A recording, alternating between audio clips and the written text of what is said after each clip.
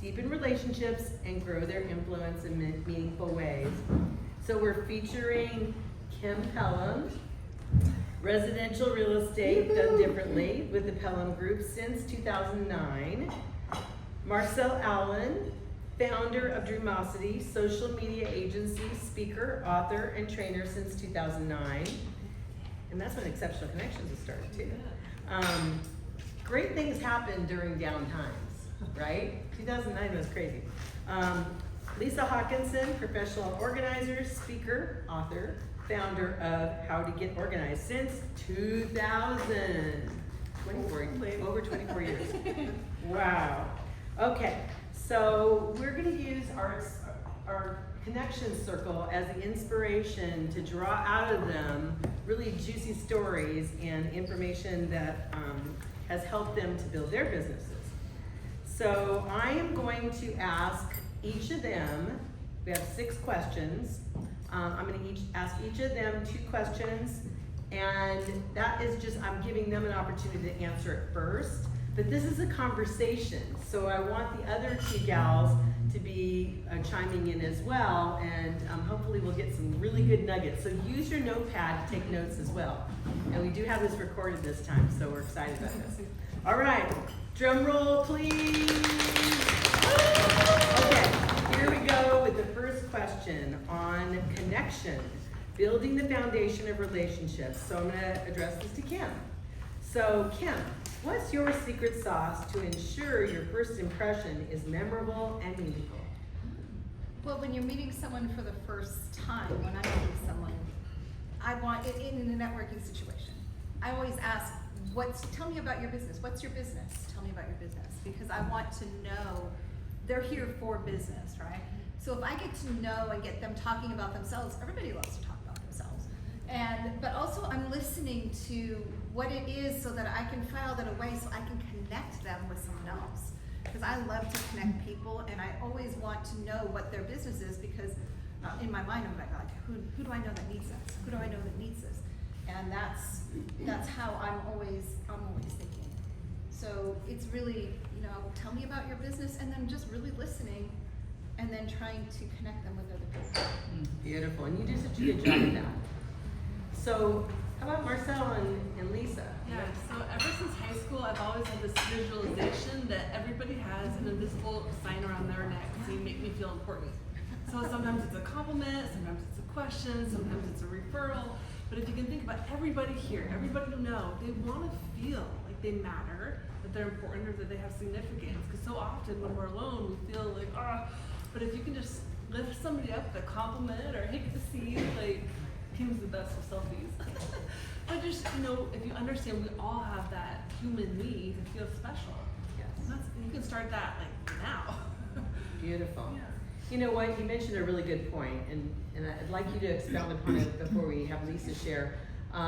Kim is the master at, when she walks in a room, she just flies around and takes selfies, and then she posts them later, so that's another touch, right? That's another touch.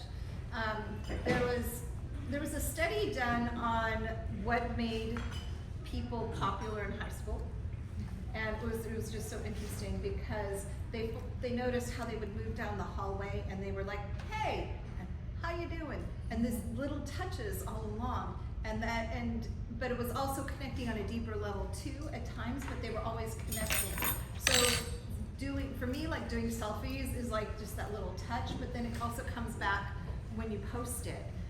It comes back again. The other thing I really like to do for connecting is looking for people who aren't talking to someone. Yes. This is really big. People who are new in a group, who are sitting and eating by themselves, are wandering around not knowing who to talk to. When you see someone doing that, if you go up and start talking to them, it makes them feel welcome, but it's an opportunity to really connect, because they're sitting there going like, oh my God, what did I do? Why did I come here? And so now you just like made them feel comfortable. And I did that when we first moved back to Seattle. I went to a big EASC group. It was huge, and I didn't know anybody. And I saw a lady sitting by herself eating, so I sat down, started talking to her, and I listed her house. So that was, it was like a $12,000 commission, right? Just because I sat down with someone I didn't know who was all alone. So look for the people who are all alone and make them feel welcome. Beautiful. I love that. That's a great tip. Because it goes back to imagine viewing every chance encounter as a connection that could change the course of your life. Perfectly exhibits that. Lisa. Ditto, ditto. So behind my hair, I have 2 more ears. One is meeting someone, connecting. Could we work together? I met Hope today. We both have, there might be something here. And then my other ear goes, who needs this person? Who can I refer to? I get great joy in referral. I love to refer myself. I'm doing it all the time. I think I did today too. So I just love referring, connect and refer. And also, Lisa, let's mention that you're on the contribution team. Yeah. And what is your philosophy? You want to be on, do registration when you can. I like to pitch in and I get to know people better. I recognize them more quickly. I feel more connected to the group. So it's connecting with new people, connecting in the group. Yeah, I love that. One thing I'll add is when I was in another networking group, I think even before I started Exceptional Connections, I volunteered to be on their production team, and I volunteered to do greet the new people.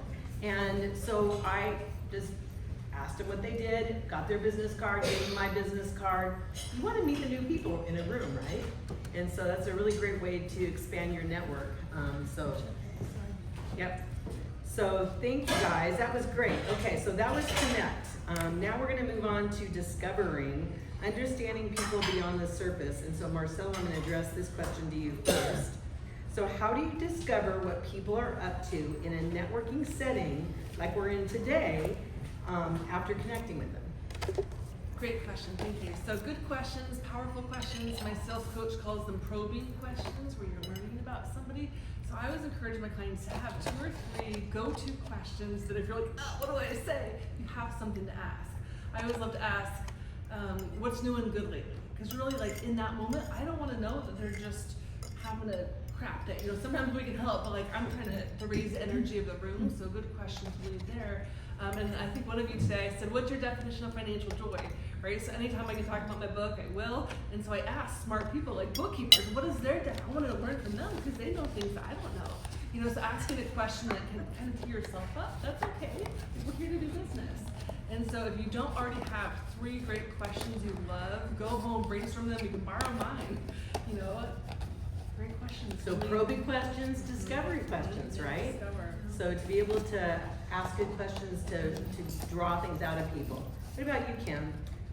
You know, what's been great? It's always a great question. What's been great? We have our brokerage meeting on Tuesday morning before, it's on the same day.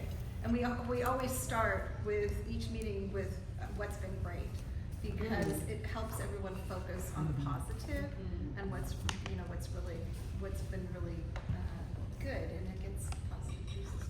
Well, it's like what Marcelle said, just raise the vibration. Yeah. You always want to do that. That's awesome. What about you, Lisa?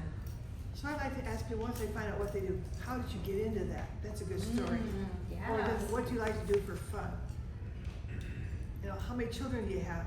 Find out what their family raised. What's the best vacation you ever had? Just to get to know them better. And then you can't ask more than 3 questions before they want to ask you back something. So it makes it really. And I heard that before you graduate from high school, you should be able to carry on a 15-minute conversation with a stranger. And so you need to just have those 5 questions and talk to anybody. I usually ask people, I'll often ask people where they live. Yeah. It kind of segues into real estate. That's true. Yeah. So essentially, what I'm hearing you say, and what we do in discovery, is we want to be curious, right? We want to ask questions and be interested in that person. You know, it's not about interrogating. We always say this when we talk about the discovery process, right? You don't want to be drilling them. Like, what's your social security number? You know, where'd you know, what year were you born? And you know, just what's your birthday date? You know, month, day, year. It's not about interrogating. It's just being interested and caring about the person, wanting to know more, and creating that bond, right? So awesome. All right, so let's move on to listen. And Lisa, I'm going to have you start this question. So listening is the art of active engagement, right? So how has truly listening to someone's story helped you build stronger, more meaningful relationships? Interesting. I'm working with an Alaska airline pilot right now, a woman. And she's getting ready, downsizing, getting ready for a huge remodel. And so I'm listening to her, we're going through the process. At some point she mentions her husband thinks she's a hoarder. Now why would he say that? Turns out she loves rocks. She has rocks all over her house. And I said, could you put that in a suitcase and just visit your rocks every once in a while? Do they have to be out and about? She goes, no, that'd be a good idea. And it'll show her husband she's making some progress. You never know what you're going to end up hearing. That's funny, that's good. But she listened, right? And then you were able to, make a contribution to that as well. How about you, Kim? Like I said, I'm always listening for what they do and trying to connect it to somebody I know that might need their services. And listening for what's important to them so that we can have more of a conversation. Right. Just listening for the underlying things. The interesting thing, I'll let Marcelle share next. So I'm going to take it a little bit to the social media world where we listen. So much of marketing is talking and presenting, but more of it is listening. So I'm always encouraging my clients, go listen to 10 videos. Go look at your feed and listen to ways to participate, and eventually everybody finds their own rhythm. Maybe I'll listen to 10 versus creating one. And so I always want to help people find their right method. Because if you're only listening, you're also in trouble. If you're only talking, you're kind of in trouble too. So I tell people, listen to 10 videos or 10 stories and then create. So you can find your own pattern, but don't just listen, but don't forget to listen, because your network is up to cool stuff every day, but maybe not for an hour. So give it maybe 10 minutes. I'm gonna go listen for 10 minutes because you're busy. But don't forget to listen in the places that is important to them. Listening is really underrated. And the thing I found is when you're talking, you're not learning. Yeah. So when we listen, we get to learn about that person. And that's why the discovery questions are so important, because they help us to ask pointed questions that allow us to get to know that person better and put them at ease and create that synergy. So awesome. Okay, let's move on to contribute. Contribute is adding value to your connections and network. So Marcelle, I'm gonna have you start off with this one. The question is, share a success story of how you have been contributed to. Love this story. So recently, many of you guys know I had a weird medical scare thing a couple years ago, and I'm just coming through that. But one of the gals who I ended up hiring as a physical therapist, she was phenomenal, because she would I had my first session with her, and I was just verbal vomit, all this pain and confusion and fear around what was going on in my body. And she sent me very particular videos, TED Talks, meditating, deep breathing things that throughout the next month. So she wasn't just here, see you today, but then she sent me resources that were very pivotal to the voices in my head. I think about Maki, but when you have surgery and you have pain that's not familiar, I couldn't drive without having near panic attacks. So she was sending me videos that made sense. And what was wonderful about this woman is she was literally in Lake Stevens, 2 cities away, 40,000 doors away. And this is where your opportunity is. Sometimes your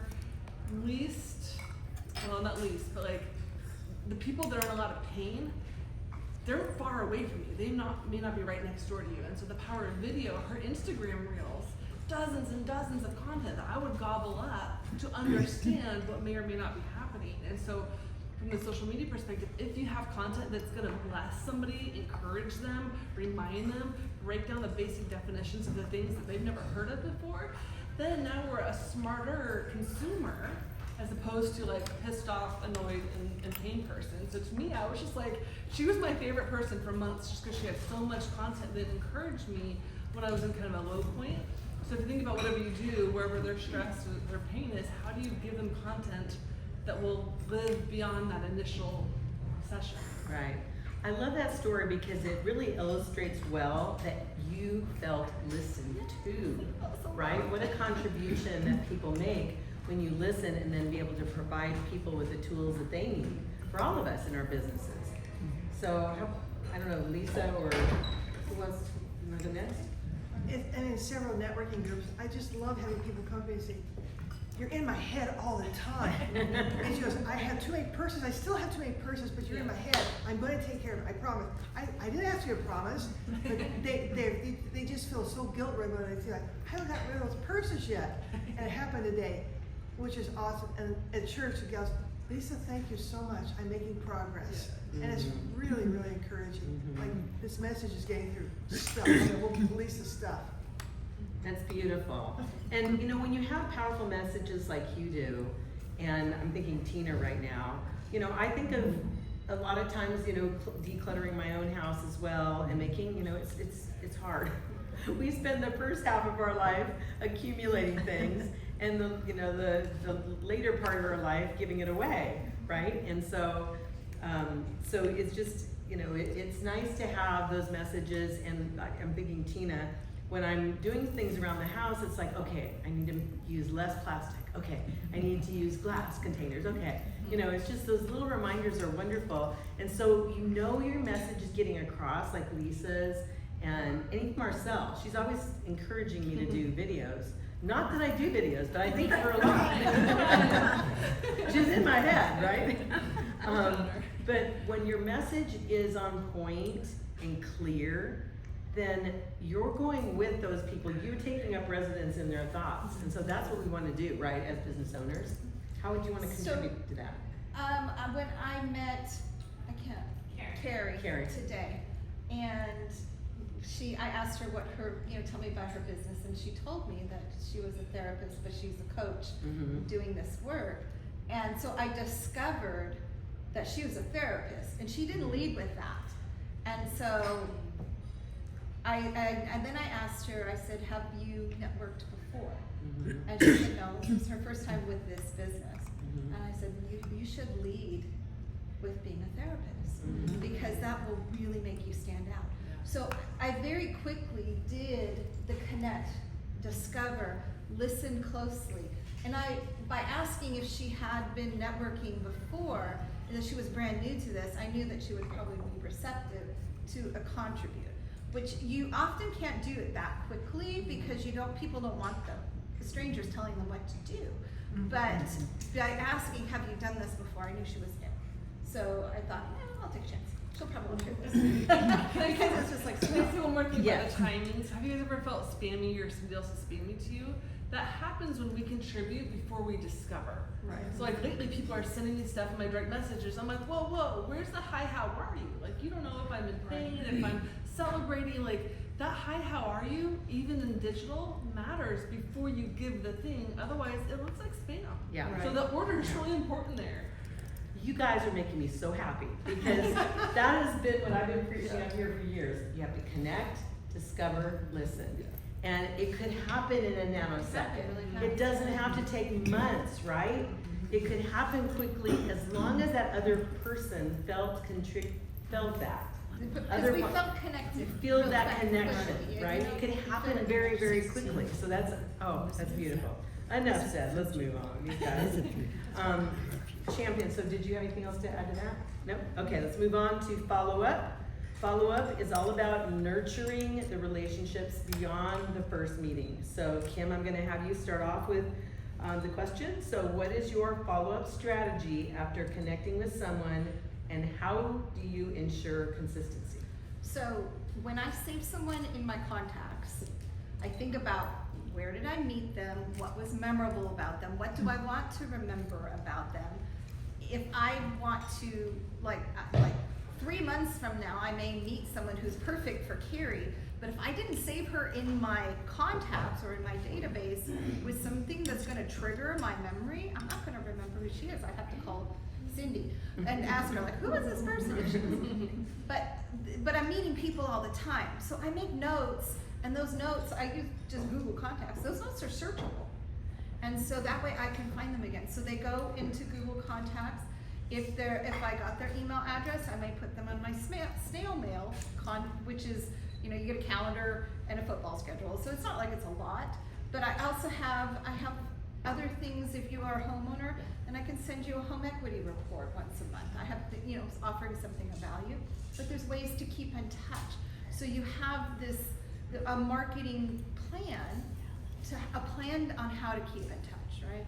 The plan includes, an email, how many times a month, what kinds of emails, is there like hard messaging, are you having events? So, a whole marketing plan for the year, and you meet people at events, and then they go into the plan, right? So that you're keeping in touch, because how many realtors do you know? I don't know, Snohomish County has like 4,800. and there's like 700 houses for sale, right? So, you know, you gotta get them into the plan, and then, but not make it spammy, right? It's gotta be a value. It's gotta be a value to not be spammy. That's why they say follow-up is an art, because you really do wanna be intentional and craft it. And you do snail mail also. Yeah. So you do Oh, and social media. I do mailbox power, right? So I that was the big thing that came out of COVID. I finally got everybody into mailbox power, and I got on Facebook, looked for their birthdays, and then if I couldn't find them, I'd call them, and I got everybody set up in there. And their wedding, so I've got their birthday, I do a half birthday, I do a wedding anniversary, and if they bought a house, I do their home anniversary. So they could get 4 cards from me in a year, and I changed them up every year. Last year I used my daughter's art on the covers, so they were really cool. So I think I have to redo them again at the end of the month. So I've got to come up with new cards. But that really helps, you know, But you have a plan. being in touch. There's You have a plan, there's a plan. It's not throwing right? spaghetti at the wall. There's a Sorry, plan. spaghetti factory, you know. You have a plan, and then you've got to Right. feed the plan. Yes, You yes. gotta feed the plan. And you can start slow. So she has a well thought out, developed plan that you've been working on and honing and, you know, dialing in for years. And spending a lot of money, Yeah. learning from experts. Yeah, Yeah. I hired a company about, I don't know, it was at the beginning of COVID that they did the marketing for me and taught me how to do the plan. Mhm. And then eventually I felt secure enough that I'm like, okay. Yeah, don't need to pay that high ticket price. How about you, Lisa? Well, since my projects usually extend for quite a while, I don't meet with them I don't talk with them weekly, but I do get back to them, especially the realtors I work with, because they tend to use me more. And so I met a lot of realtors, so I don't want them drifting away. So I stay in touch, ask like Marcelle's, how are you? Haven't talked to you for a while. Just keep it going. And I get good responses. I think what's good about that is you know Bless you. who your referral partners are. Right. Right? Getting clear on who are your most likely customers, Right. or your most likely referral partners, and Right. yours is realtors. Yeah, so for me, follow-up has probably been my weakest link up until recently. I have a newsletter / publication now, which I'm really excited about. Many of you guys have seen that. And then one of my secret things is I've been selling Instagram directory listing. And so every month when I literally type their name and I get it back in there, I go in and check on people. So I kind of see who's being active with their social and who's not. And then Facebook, LinkedIn, Instagram, YouTube, I tend to follow up there versus email. And then the trick is if you get a selfie with them, then you put a photo of them in your phone, so when they call you, you know who the heck you're talking to. So for those of you who meet Oh, I never thought of sometimes that. 10 or 20 people a week, put your phone in your pocket. 'Cause I know 20 Brians, 40 Yeah. Lisas. I mean, there's some popular names that put their phone. And then there's also a new thing. Picture If you of have them. a text relationship with people, if you text, you can see all the shared images. So you can actually go into a person, I know this is iPhone at least, that you can see, here's all the photos I've sent between me and Kim, or various things. Those are some unique ways. Fun. Yeah. So I want to connect the dots on follow-up with Kim. Is she swoops around, flies around the room, and takes the selfies, and a lot of us do that. And it's a fun thing to do, but I sometimes don't put them on social media. They just sit in my phone. I do too sometimes. But yeah, it just depends on the workflow, what's going on in your life, and that's okay. But tell the story quickly, and then we'll move on, of what you did during COVID with all those selfies. Oh yeah, I went and I did. That's when I was first starting this, because I had to take the pictures off my phone. There was no room in my phone, and I saw all these selfies, and I'm like, God, I miss people. I miss these people, and so I sent a card out to people, and on the front it says, "I miss your face." And then when you flipped it open, I had the picture, our selfie on it. That's nice. I should have brought that picture, And that I had card. a selfie on it, and I had one of my friends called me and was crying, and she's like, "This is so amazing. It's on my mantle, and it's never coming down." Yes. Which was really sweet. Yes, I received a card too. And so that's what you could do with, selfies that you've taken with different people. Is send them a card, or send them, print it out, or whatever. You put it on social media. There's a lot of ways you can make those touches. So, okay, so we've done connect, discover, listen, and then we've learned that you want to do those 3 before you contribute, but you can do it quickly, right? 2, follow-up strategies are important. So let's wrap it up with nurture. So nurture is turning connections into advocates and raving fans. And Lisa, I'm gonna have you start off with that one. So what habit or routine do you use to continuously strengthen and nurture your relationships over time? That's my weakest area, I do have to be honest. But there are a few that I just meet with occasionally for lunch or coffee. It's really nice.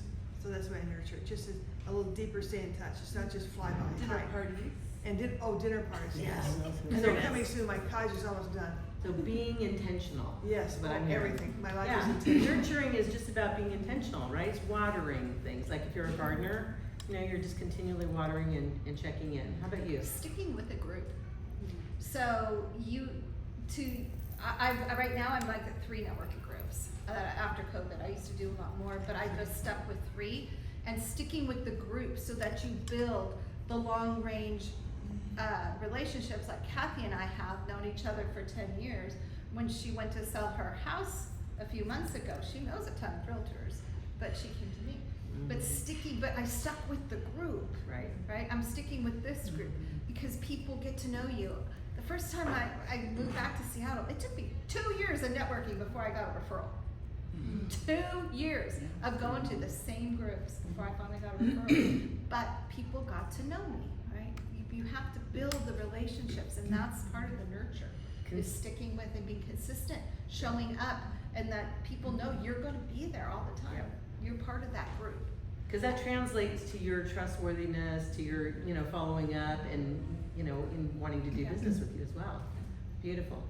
Marcelle. So nurturing for me can be a little different. I love finding people online, and just, you know, connecting with them, participating. Lately I've been featuring people on my publication, and then even more recently I've been doing interviews on YouTube. So if anybody here wants to be on an interview, I'm looking for people who want to talk about your business, your dream, that type of thing. And so for me, I've been trying to find what are the innovative ways, because I've never been a good marketer, but like different creative fun ways. And then I've got a meetup where I host a meetup once a month called Developing Digital You. So I'm planning some spring hikes where we're gonna do like videography in the park or hike, you know, so different ways to get people to play. We do comedy nights 3 times a month right now, which one of my companies, Laugh Tech.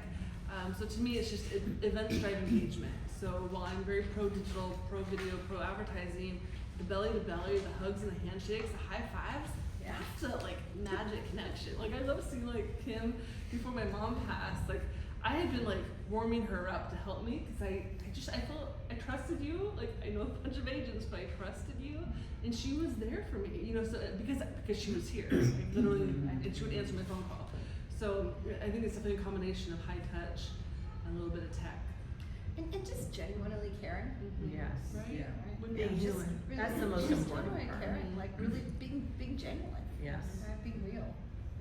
There's power in vulnerability, right? You know, if you're really who you are, and if I tell you, like, my husband has stage 4 cancer, and it's might be coming back, right? I'm being vulnerable.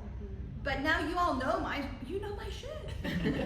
So, you know, that's the thing. There is power in vulnerability in appropriate places, right? You can't just be vulnerable with just everybody. Right. But when you're in a safe place, getting to know, if I'm vulnerable with you, you'll be vulnerable with me, and now we have something that's a deeper connection. Right. Deep connection is what's life is about, right? Is connecting to people. It's not numbers. It's about We're not connecting talking to about people. just the surface relationships. Right. We want That's a the real friendship. nurture. Right. Is building those relationships, building those friendships, and being real.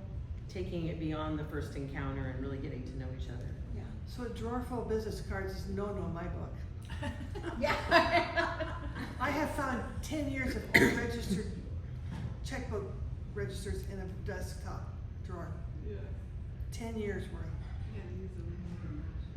So go away today with 2 or 3 key cards. So that's a beautiful reminder, and that's what really helped me with exceptional creating the blueprint for exceptional connections. Is just like you guys were saying, I went to a lot of networking groups that passed business cards around. I'd go home with a stack like that every month or every week, and I'd have all these little piles on my desk. And did I go through them? No. Did I put them in my contact? No, because it was too overwhelming. And this is my business. And so our philosophy here at Exceptional Connections is, we're not saying don't pass business cards, we're just saying we do it differently. Like Kim does, right? And I would put, when I get a card, I'll put the date and where I got it. Yeah, So where at you least met 'em. when it's like a month later and I'm like, who the heck is this? I Yeah. forgot to put them in my contacts. Yeah. At least I know I got it at ECN. And then I could, Right. if Where- I'm really desperate, I could call Cyndi like, who is this person? Where you got it, where you met them, maybe something about the conversation to spur your thoughts.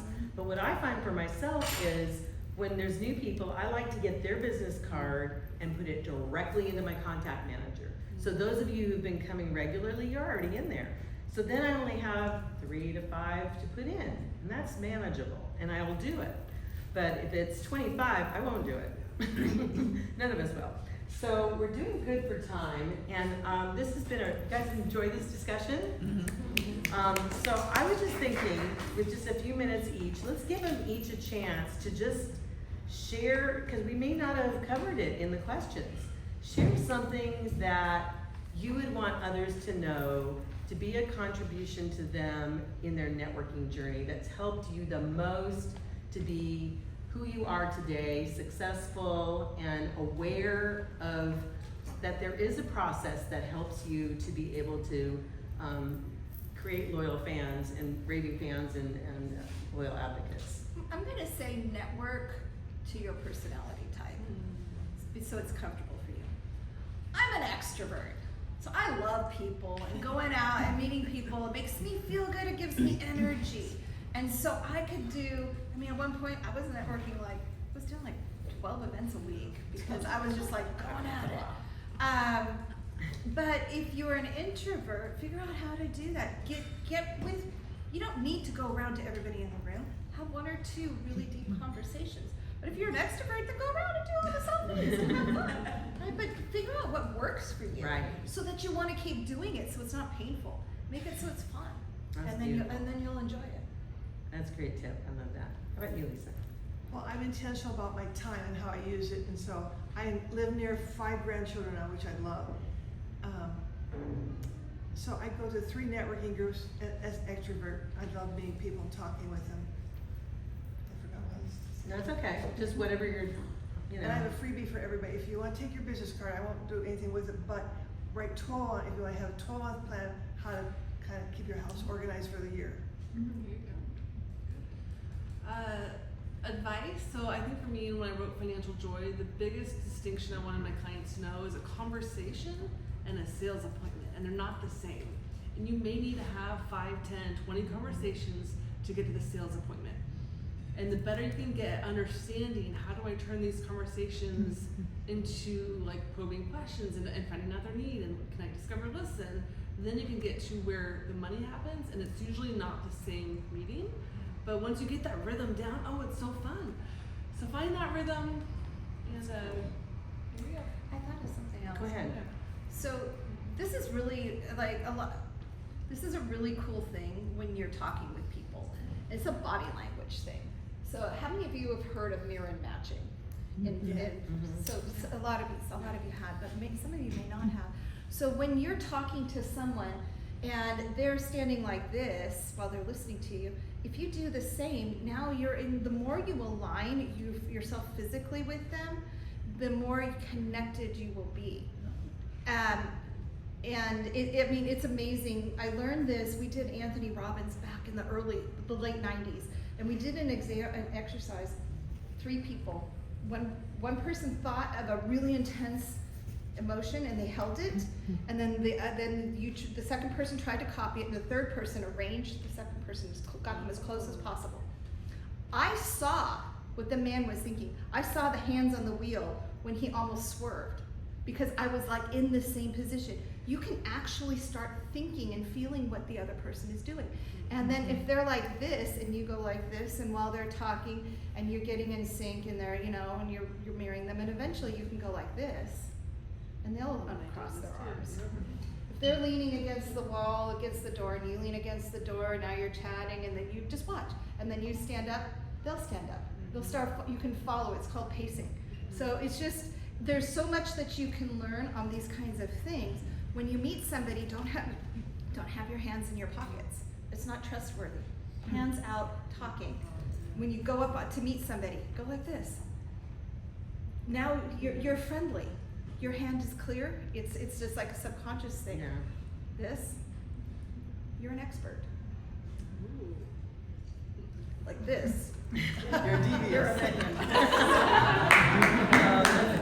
Or Why is she you're a fabulous thinking. realtor?